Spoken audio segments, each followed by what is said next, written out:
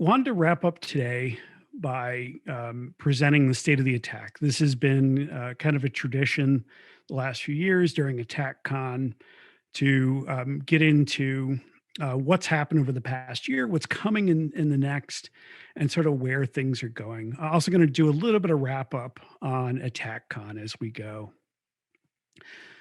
So, since we're calling this the state of the attack, and with apologies to our non American viewers, the state of the attack is strong. So attack is backed by quite a few more people than you're seeing here on camera. So, Jamie and I are here on camera. You're seeing a few more team members on Slack, but there are at least 39 members of MITRE staff that we would consider part of the attack team. So there's a lot of people who, at least some portion of their time, is helping all of the stuff you see actually go. The thing that we talk the most about and you often hear about is enterprise, but we have a lot of other teams that are working on other pieces of attack. And so, attack for cloud within enterprise, network devices, industrial control systems, and mobile. And we also have teams that work on pieces around attack that either keep us going or are working with it. So the cyber analytics repository, our infrastructure team who does things like keep the website and all of our internal tools going, our threat intel team who's working on stuff like groups and software, and outreach working with our blog. So this year has been a little bit different for ATT&CK. We probably would have had a in-person conference this year. Obviously, COVID happened, changed a lot of things in terms of conferences.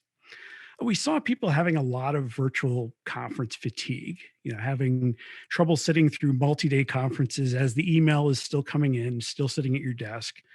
And so we wanted to try something a little bit different with ATT&CKcon Power Hour. So a lot of the elements of a traditional conference, but spread out into these 90-minute sessions.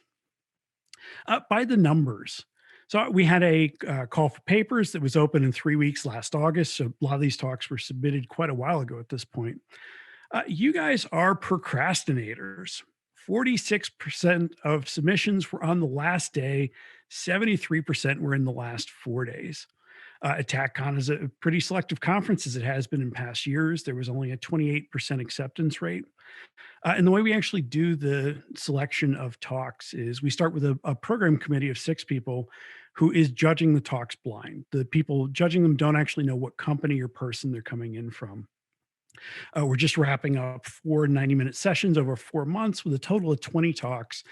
Yes, they are all recorded. Yes, they all get posted online. And yes, slides are posted as well. So some of the themes that we've seen over the past few months. In past years, we've heard a lot about attack for enterprise, and we had a decent number of talks around it this year too.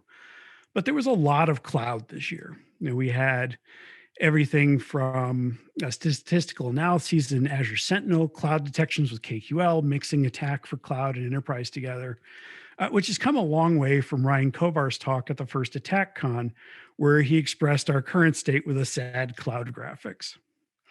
In terms of other pieces of attack, we had what we believe is our first mobile talk from Carnegie Mellon, looking at EventBot, which goes into another theme, threats. Besides EventBot, we also got to hear a bit about TA505 and Ocean Lotus, and a lot of different threat hunting behaviors. Attacks kind of cheating as a theme, but I mean something a little bit broader here. We had a couple of talks. We learned really interesting use cases, like learning it as an educational tool or for modeling adversary economics that we just had. Finally, as we learned about Katie's journey, seeing new facets around attack from her new role, we all learned the right way to pronounce Mishta. So where does that leave us for 2021? We don't really know yet. We'll be making a decision later this year on if there is an ATT&CK, what form it'll be in. So stay tuned to our various social media. Most likely place you'll see it is on Twitter or LinkedIn. We are planning on keeping the Slack live that we've been using for Q&A as a place for people to be able to discuss all things attack going forward. So looking back on 2020, this has been definitely an interesting year. Certainly was never expecting to be, presenting at ATT&CK from home, but Yeah, we've made it through. We've done a lot of things around attack. Throughout all of this, in talking about both 2020 and 2021, I've got links throughout that are at least in theory short enough for you to type, but I will also be releasing slides so that you've got all those links later. Here's where 2020 started with enterprise attack. We had 266 techniques. And this is really what attack looked like on a PowerPoint. We usually cheated. We draw a white box over the bottom of defense evasion and persistence, make it look like it sort of fit on a PowerPoint slide, but they were really much longer than we usually pretended. It didn't really fit here. By the end of 2020, we had chopped off those tactics and doing sub techniques, which I'll talk about in a second. We got it so that it was sort of the same shape as a PowerPoint slide. And then we added two more tactics and messed it up the other direction. So we're now up to 177 techniques, but with two new tactics and a lot of sub techniques under those that are filling in a lot greater detail. Sub techniques were probably the biggest change that happened in attack this past year. And I know this was probably painful for a lot of you having to adopt sort of a big shift in how the matrix is organized, but we thought it was worthwhile. We had ended up with a pretty big abstraction balance across the knowledge base. So, where we were adding some techniques that were very narrow and covering very specific activities, and some that were covering half the planet, like masquerading. It had become sort of our most common complaint. It's something that had come up at the past two attack cons quite a bit. The other thing that we weren't didn't think was being fully expressed was that techniques do have a lot of depth to them. A lot of people just read the name and assume what that covers. We're trying to help people that in looking at their coverage. So, just one analytic that's covering one procedure, maybe you don't want to make that technique green. And finally, there was the PowerPoint problem that too many techniques, the matrix is too big. And so just trying to express the state of the universe. You've probably seen this by now, but the way it's basically looking is that we still have tactics, techniques. We have this new element, sub techniques under them, which are more specific techniques. So instead of just OS credential dumping, we have these more specific ways that adversaries are performing OS credential dumping. And so it's been out in public for a little while now, so I'm not going to spend too long on this. But if you go to a new technique page, what you'll see is that we've now got sub techniques. So we've got these multiple entries that are falling under a lot of them. Not everything has a sub technique. And similarly, every sub technique has all the same information that you're used to being in a technique. This is the way things are going to be going forward. We will not be updating the pre-sub technique version of attack ever again. We have left it out there in public so that people can still work with it. And this has now been out there since July. So we really hope that people are a decent ways now into leveraging this. But we know that this is still hitting a lot of people. We even feel some of this pain too, as just that we have a ton of PowerPoint slides, training, and everything else that we still need to update as well. The second way that the shape of the matrix changed this year was that we added two new tactics. So we've used some variant of this slide the last two attack cons, where we've been striving towards a goal of it's just attack. So the piece of it's just attack that we took care of this year was merging enterprise and pre-attack. We'd started a little bit of this in previous years where we had created the initial access tactic out of a couple of existing tactics in pre-attack. But just a couple months ago, we deprecated the pre-attack matrix for a new platform and two new tactics in attack for enterprise, the pre-enterprise platform. This ended up being reconnaissance and resource development in enterprise attack. And they drew from the scope of a number of different tactics in pre-attack. And so these are all behaviors taking place before an adversary gets into a enterprise environment. The criteria for what came with us from pre-attack was that techniques needed to be technical. They needed to be visible to some defenders. So, maybe an ISP or a DNS provider, somebody could see the adversary doing it. And we wanted some evidence of adversary use. We wanted to know that it was real. And this is what it looks like. They've now been out since October, where you have Reconnaissance, where we have 10 techniques and 31 sub techniques split into what the adversary is doing and how they are accomplishing it as they're um, gathering information that can use to support their targeting. We then have resource development, which is adversaries getting ready for actually doing their targeting. So this is things on infrastructure, accounts, and capabilities, making up 6 techniques and 26 new sub techniques. This is a brand new part of attack. And so we're especially interested in feedback on this. If you see things that we're missing, things that we need to add to this, please let us know. Jamie and Mike went into much more depth of this at the November ATT&CKcon Power Hour. There's a link here to their video. You can find it on YouTube, but like I said, I will be sharing out my slides afterwards. Another new addition that I think some people may have missed that we did recently was Attack for Network Devices. It's a new platform in Attack for Enterprise. It is techniques that are being done by adversaries against network infrastructure devices. So things like routers and switches, sort of the big iron tying the internet together. This included 13 techniques and 15 sub techniques that were either added or modified. And so some things in pre-OS boot and other areas that are describing things that are unique to routers. I encourage people to take a look at this. Yeah, we're not sure how much more we're going to see in this space. There isn't a ton reported out on it, but this is another new space that Attack is covering in the last couple of months. It's hard to believe that it was this year, but we started off the year by releasing Attack for ICS. And reason we did this is that the industrial control system space is different. It's not the same as the Windows, Linux, Mac systems that we're used to. I mean, for one, if it's running Windows, it's probably Windows 2000 or Windows XP. But the adversaries have unique goals. They're often focused on impact and destruction who are operating in this space.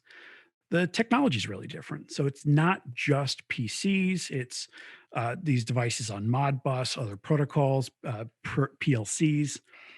And then the defense is very different.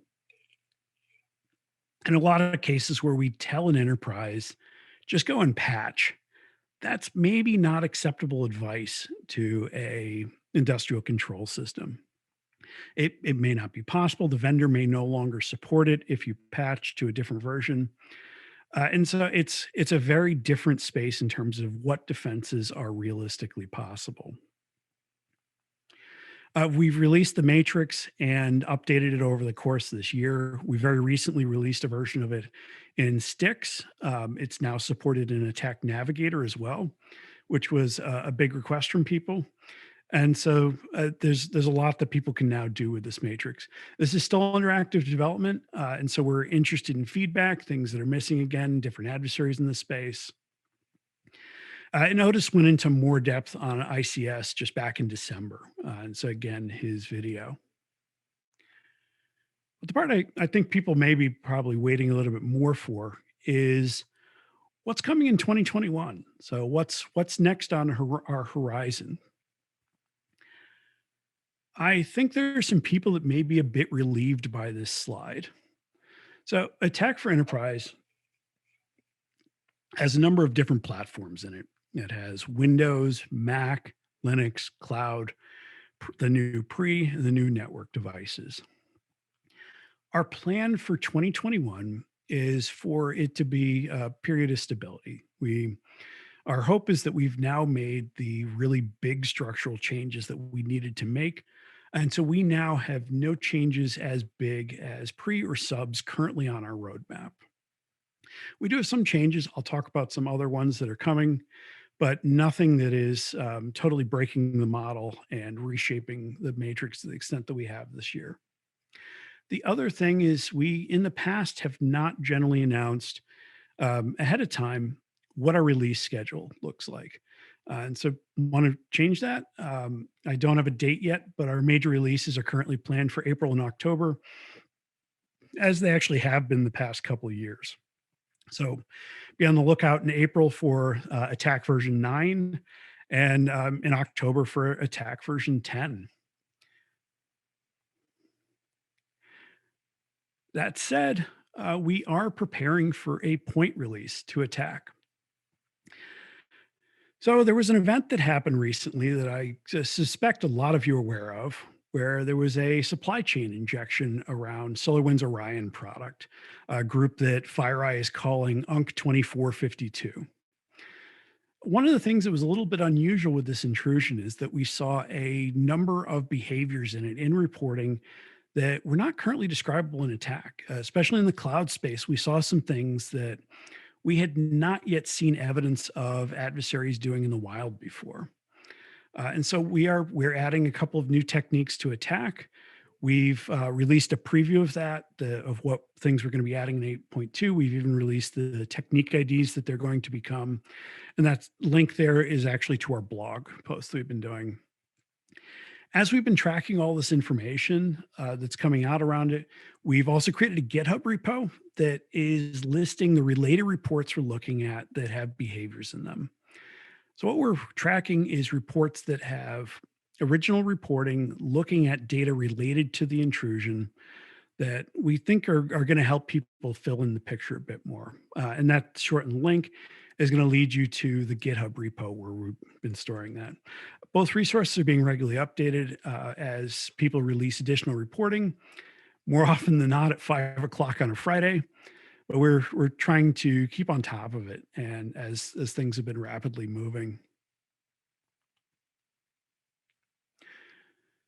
Mac and Linux have been in enterprise attack for a number of years now. They're not a new addition to attack, but they haven't necessarily gotten as much love as Windows in the past. And so we'd like to fix that. We've got a new team member, Kat Self, who's working right now on spiffing up, looking for gaps, improving our Mac coverage. And so we're slated to be releasing some new Mac techniques as well as updates to existing techniques in our April release. For our October release, we're looking to focus on Linux. And so improve that space, add new techniques, and take a closer look at what we actually have in attack and improve that. And so we're always, in theory, working on Mac and Linux, but we've got a specific focus on it this year. One other thing that means, other than there's potentially new content for people to use, is that this would be a very good time if you have material or things that you think should be in attack around Mac and Linux to send it our way. Now, I said no big structural changes, and this is the closest we come. So we are making some changes to attack this year. If you remember last year, we made mitigations an object. So we took them out, we added metadata behind them. We made them a much richer part of attack than just a string or a text blob describing what was going on. Data sources in attack are currently a list of text strings, so things like file monitoring, process command line parameters, process monitoring, and Windows registry. So there's not much behind that right now. We know a lot of people have done good things with these. People have done analyses, graphs. We've even generated posters out of it ourselves. But we felt that there could be more there in order to help defenders understand what it is they should be looking for in their data to actually find what's going on. So what does that look like? So we're working on a much richer model than just a name. The data source that will now appear in a technique would be based on the main data element that it's related to. So something like a process or a user, the high level element that's actually being described. In order to get all the way over to the other side with the data you're actually collecting, we're working to add the pieces in the middle by enriching those data sources with metadata. We'll now have something called relationships, which describe the interactions between different data elements that are being collected. basically the thing that you're looking for in the end data. We'll also have components that are ways of grouping these relationships.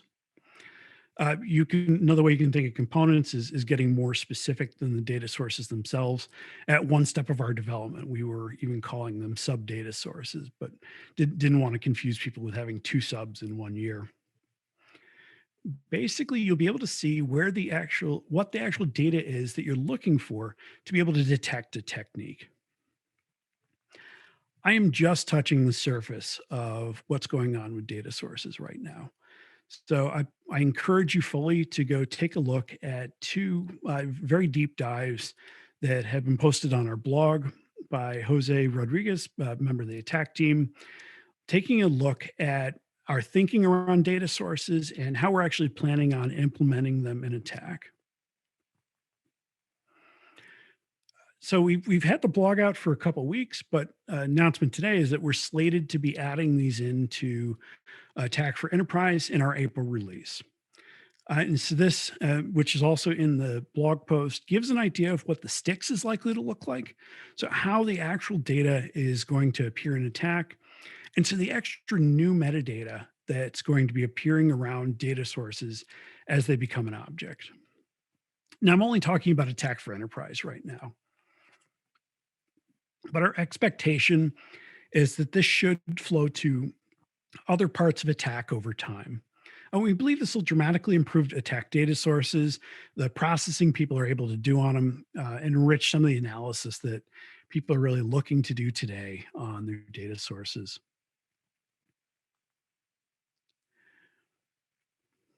Attack for Cloud. So we currently have broken out an Attack for Cloud, Azure, AWS, and Google Cloud as three different platforms. And the reason we did that is when we originally released Attack, we weren't really sure if we were going to find different techniques in each of these or if they were really similar enough to be able to group them together. We thought it was safer to start with them as separate platforms that it'd be easier to merge them later. What we've learned over time is that we really are not seeing differentiation in these infrastructure as a service platforms. And so we are planning on in our next release, merging these up together into a single infrastructure as a service platform. Now, this might worry you, so that we also have SaaS platforms in Attack, so things like Office 365 and Azure Active Directory. And our plan is for those to stay in place, and we're looking at additional SaaS platforms now.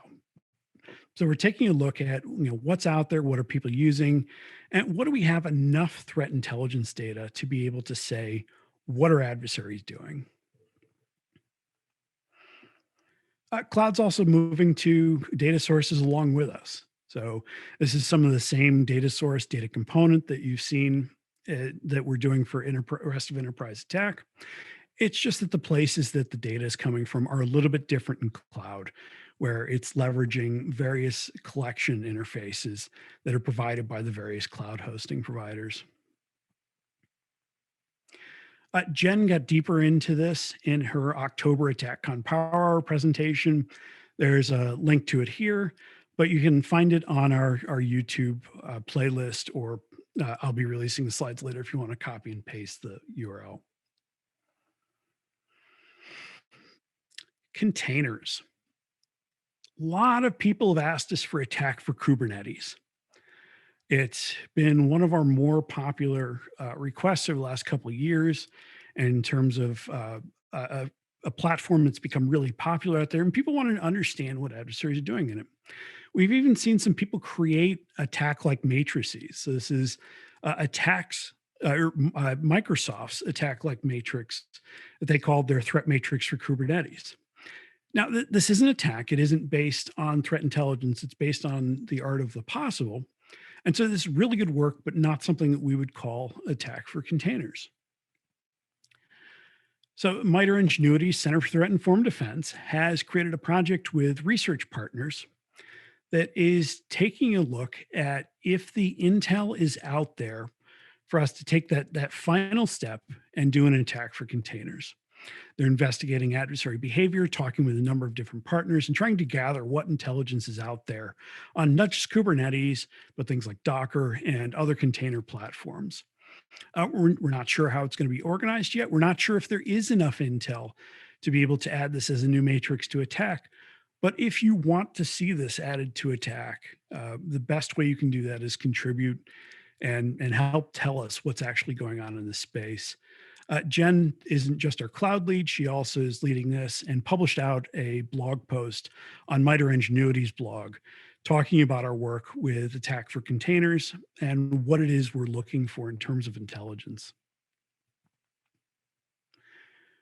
Another Center for Threat Informed Defense project, but we think it's going to have potentially a lot of impact on the attack community, is the ATT&CK Workbench. We've released a lot of pieces of our own attack ecosystem to let people work with their own techniques, be able to create, an internal clone of the attack website, be able to display their own information. But the missing link has always been the editor that we use under the hood. So we've never felt that the editor that we use was really in a good place to be able to release to the community. And there are a lot of things that we'd also like to do beyond what our current tooling is able to do. So ATT&CK Workbench is going to be a tool that allows users to explore, create, annotate, and share extensions of attack. We've encouraged in the past best practice of creating your own attack techniques, and reflecting information that you're seeing. And so this will be a way that people are able to share techniques with each other and hopefully share them back to us so that we can more easily add them to attack. We're planning on taking this over later in 2021, having it become our team's content creation tool, but also slated for release to the public later in 2021, presumably as open source. Finally, attack for mobile and ICS. So a lot of what I've been talking about, a lot of what we hear around attack is enterprise attack. But this theme of it's just attack still is here. So in the past, we've talked about potentially the merger of pre-attack, enterprise attack, and mobile attack. Well, we've done the pre-attack merger, and we are still taking a look at, is it a good idea or not? And does it match people's use cases to actually merge mobile attack and ICS attack into enterprise attack? And we've definitely heard both sides of that. We've heard pro and con coming from a number of places, and we encourage you to just continue giving us that feedback. We're interested in hearing what positive and negatives you see, and having these be one thing. But what this means this year, though, is working towards feature equity with enterprise. There's some things we've done in enterprise, things like data sources work, where that we expect them to now trickle down to areas like mobile and ICS attack. More rich threat data is being added constantly, especially in mobile right now. And so our goal is to get closer to equality between the different attack knowledge bases, even if they don't end up ever being just one squished together thing. Otis Alexander, like I mentioned earlier, gave a talk just a couple months ago on attack for ICS. Link is there. Mobile, we're about to be putting out some more information than we have in the past. We really haven't done much in terms of blog posts or other material around mobile. We're planning on putting out a separate mobile roadmap for 2021, as well as some technical posts getting into different aspects of mobile. I want to wrap up with a thank you to the attack community. So you guys have contributed so much, brought us so much information that this is probably the last year we'll be able to recycle this slide. 190 of you, if I'm not mistaken, on here.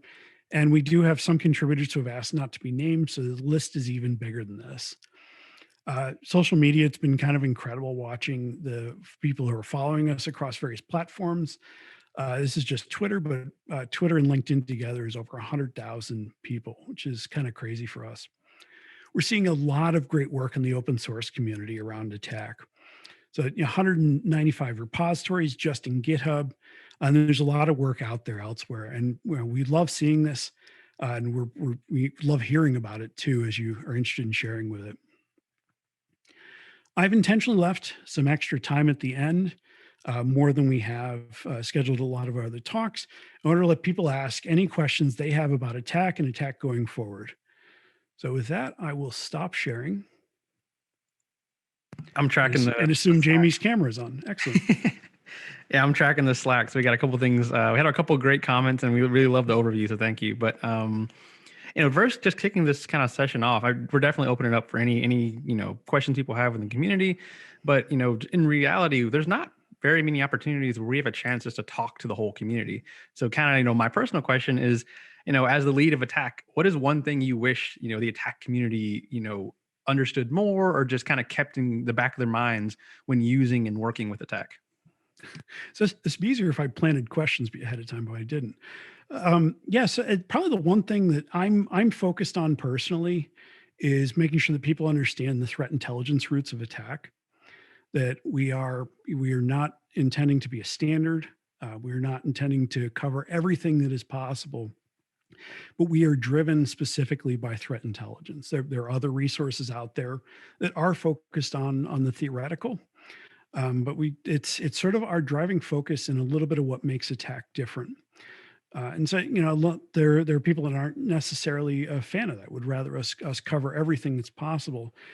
But you might make the people that are upset about attack being as big as it is sad. Attack can be used as a prioritization mechanism where it is having that focus. And so, yeah, the number one thing I want people to understand is that the things that are in attack are things that have been done by real adversaries in the wild. Excellent, thank you. And we just had a great one come in from Susan. She noticed that CAR is using a small set of data sources, specifically versions of Sysmon. Is there any plans to extend CAR out, in kind of tandem in parallel with the new data sources model, or kind of maybe even expanding out further to something close to Sigma, or where does CAR kind of fall in the 2020 roadmap? Yeah, and so they've been tracking closely with us as we've been working on the data sources work itself. So my expectations that would be coming along. I don't know if Jamie, if you want to add anything too, given your involvement both working with them and on data sources. Yep. So yeah, on that point, we've been working with the stakeholders on CAR very much, and we realize these kind of are two very compatible projects that should kind of have some semblance between them. So I don't think we have any defined plans yet, but we do recognize that as we kind of scope out and build this kind of more granular model with attack, it does make sense that something like CAR would parallel that, but nothing set in stone yet. So definitely stay tuned for any announcements.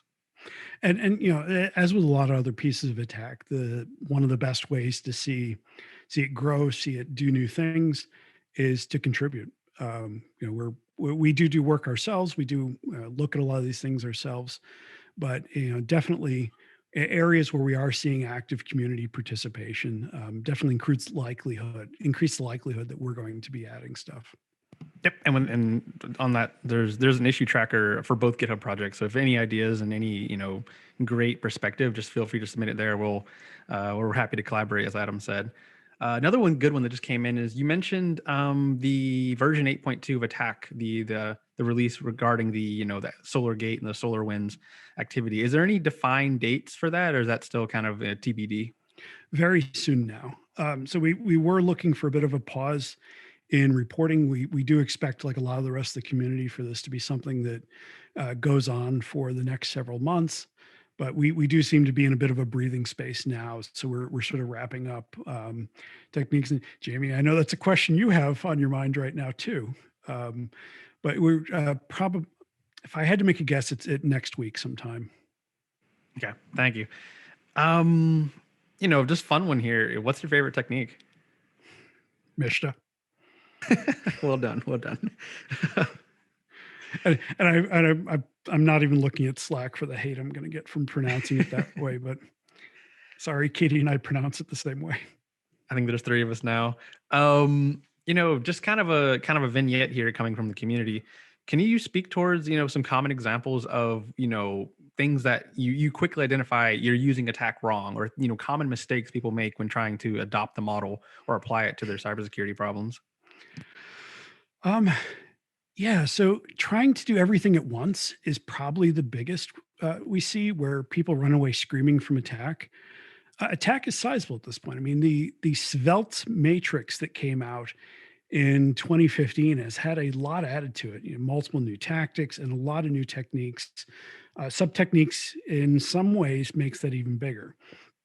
So you've got a smaller matrix ensuring your coverage, but there are more things if you're trying to turn attack into a checklist. And so really recommend doing some prioritization when you're getting started with attack. We've published a series last year or 2019 called Getting Started with Attack that we published as an ebook, as a blog series, has turned into other forums as well that get into some different ways of prioritizing. And we think that's really important for people to think about rather than trying to do everything at once. Probably the other direction we see is in some cases we worry about, or I worry about, overanalysis of some of the material we put out. And so, we are not, we are threat intelligence driven, and we are not trying to cover the planet in the material that we have. And it's as we see it, it's as it's reported, it's as companies decide to talk about things that are going on. And so there are biases in a lot of the information in attack that can make statistical analyses, in some cases, meaningless or way off in terms of sort of the interpretations that come out.